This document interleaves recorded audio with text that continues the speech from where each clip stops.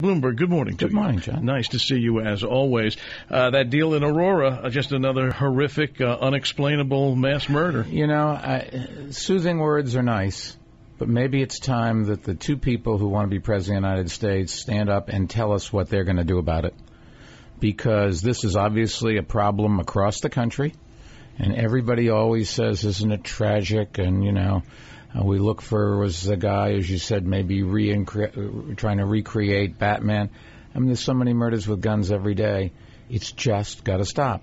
And instead of the two people, President Obama and Governor Romney, talking in broad things about they want to make the world a better place, okay, tell us how. And this is a real problem. No matter where you stand on the Second Amendment, no matter where you stand on guns, we have a right to hear from both of them concretely, not just in generalities, specifically. What are they going to do about guns?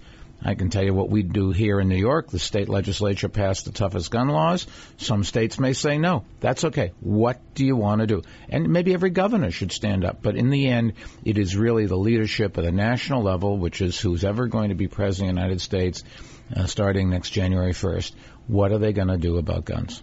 That's not the way to do it. But guns, get back to Aurora. This is killing people every day, and it's growing. And it's not just a inner city, East Coast, West Coast, big city phenomenon. This Aurora is not a big city. No. Suburb of Denver. Yeah. You know, the 25 miles from Columbine, which I think is the murder rate in the rural areas is just as bad, if not worse, than the murder rate in urban areas.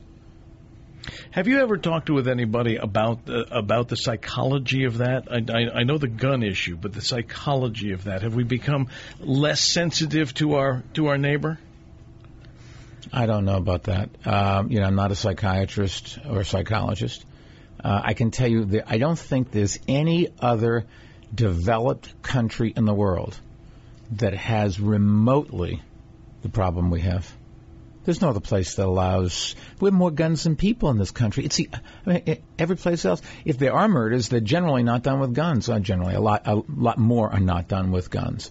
And everybody's got problems with crime, and that's the real world. God didn't make everybody perfect, but this is just and we can talk about it on the talk shows. We can wring our hands and say it's terrible. But, I need more guns to protect myself. That strategy doesn't work. That's like saying incarcerate more people and you'll reduce crime rate. In New York City, we've reduced the number of people incarcerated by over a third, and crime keeps coming down. Because when you send somebody to jail, particularly a kid, all they do is learn how to be a worse criminal. So that's just not a good solution. You may be able to say, I'll put them in jail and throw away the key. That sounds good, but it doesn't solve the problem.